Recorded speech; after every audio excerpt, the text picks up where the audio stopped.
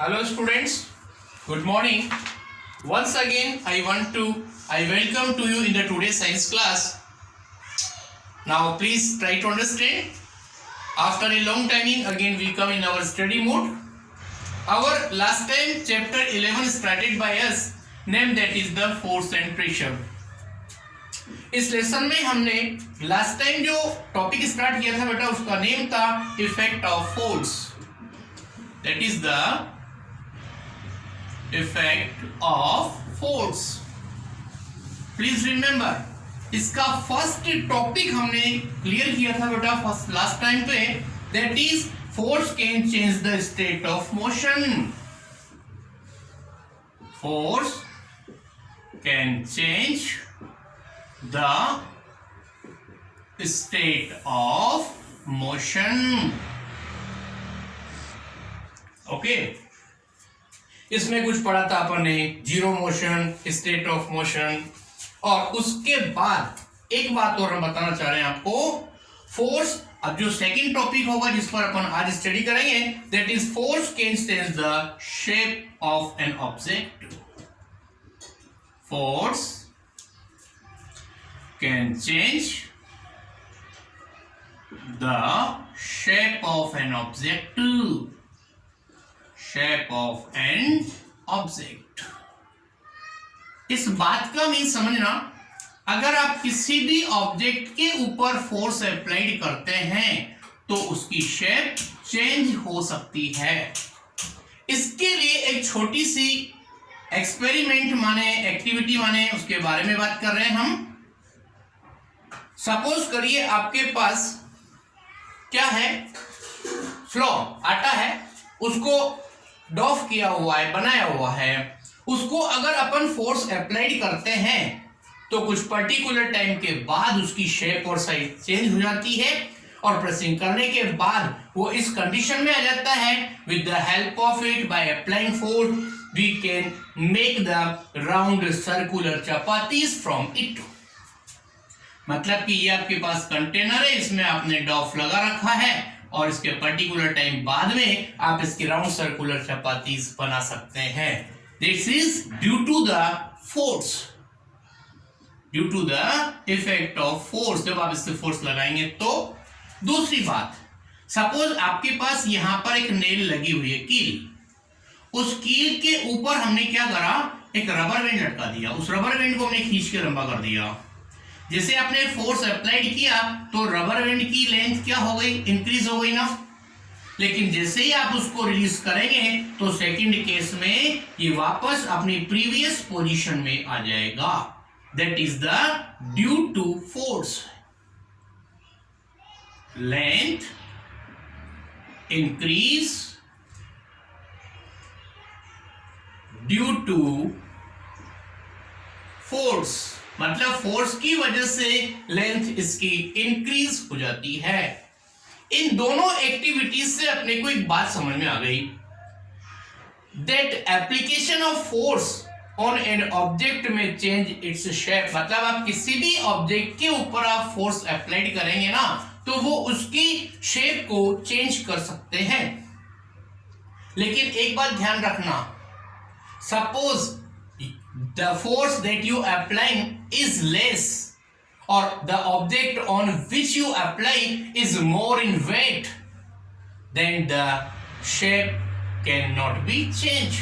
Suppose करो आपके पास यहाँ पर एक बहुत बड़ी दीवार है, उस दीवार के ऊपर आप फोर्स अप्लाइड कर रहे हैं तो इसका जो वेट है ना दीवार का W, वो आपके फोर्स के कंपैरिजन में कम होगा.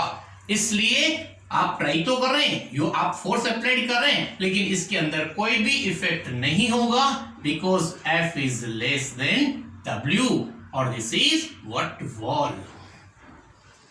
ओके, उसके बाद में हम नेक्स्ट टॉपिक पर बात कर रहे हैं बेटा. That is about the kind of forces. Please try to understand kind of forces. अब कितने टाइप के फोर्स होते हैं इस बारे में बात कर रहे हैं. We have two types of the forces. First one that is the contact force. और सेकंड नंबर होगा that is non contact force. Contact force and non contact force. अब इसके बारे में हम अलग अलग फोर्स के बारे में बात कर रहे हैं, ध्यान से देखना। फर्स्ट टॉपिक पर बात कर रहे हैं बेटा कॉन्टैक्ट फोर्स।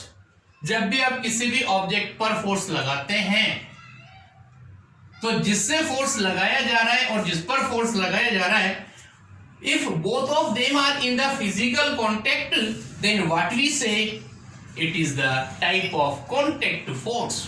मतलब जितने भी फोर्सेस होते हैं ना वो टू कैटेगरीज में आते हैं, या तो कॉन्टैक्ट फोर्स होगा या फिर नॉन कॉन्टैक्ट फोर्स होगा। अब देखिए हम कुछ बारे में इसके बात करते हैं। फर्स्ट नंबर हम बात कर रहे हैं बेटा about the muscular force. Muscular force क्या होता है? Force that is developed by the muscles of living being. Human being या लिविंग बीइंग के अंदर जो फर्स्ट नंबर हम बात कर रहे हैं muscular force, force that is applied by the muscles of human being, force that is applied by the muscles, by the muscles on an object is called muscular force.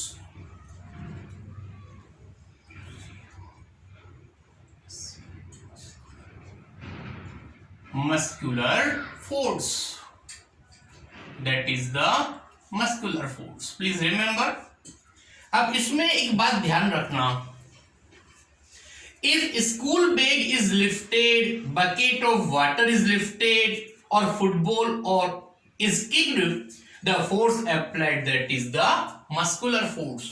मतलब कि आप football खेल रहे हैं, वहां पर जो रेस पर पड़ी हुई बॉल है उस पर आप अपनी लेग से अगर उस पर किक लगाते हैं तो जो फोर्स लगेगा that is the what? Muscular force. इतनी बात समझ में आ गई? आप अपना स्कूल बैग उठाते हैं उसमें जो फोर्स अप्लाइड होगा that is the muscular force. So please remember different type of animals होते हैं बेटा, बुलक्स, हॉर्स, डंकीज, एलिफेंट, ये अपना काम पूरा करने के लिए जो फोर्स लगाते हैं that is the muscular force. तो यहां पर ध्यान रखना, it is a type of contact force, that is the contact force, क्योंकि जिससे फोर्स लगाया जा रहा है और जिस पर फोर्स लगाया जा रहा है दोनों एक दूसरे के फिजिकल कांटेक्ट में है, तो कहने का मतलब ये क्या होगा आपके पास? Muscular force. यानी कि कांटेक्ट फोर्स का एक एग्जांपल हो गया आपके पास मस्कुलर फोर्स। दूसरी बात कर रहे हैं हम mechanical force. Mechanical force, please try to understand mechanical force का मीन्स क्या होता है। We use machine to perform various job.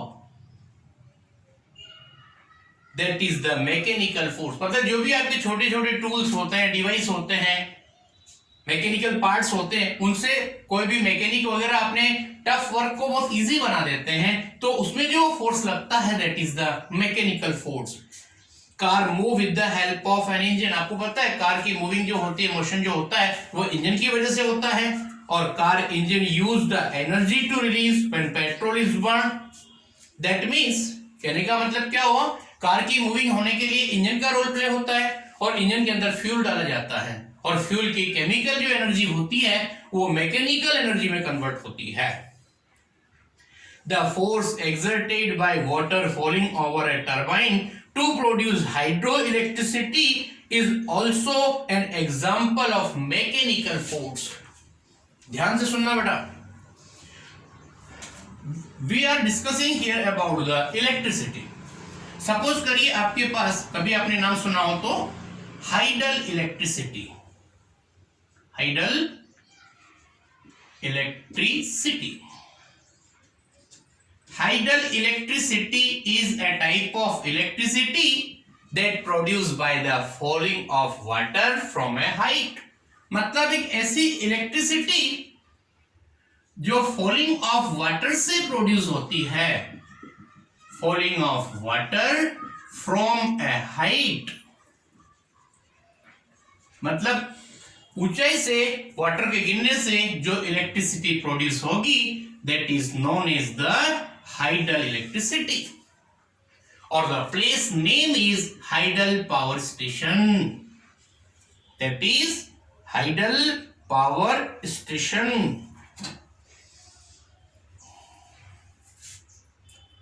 Sorry, hydro electricity बोलते हैं इसको, hydro term coming from water, hydro electricity, और that is hydel power station.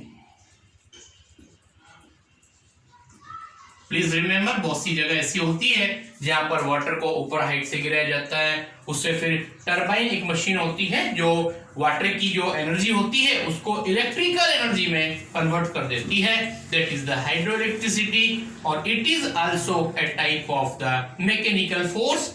और please remember, so this is enough for today, or remaining we will complete in the next timing. Thank you very much.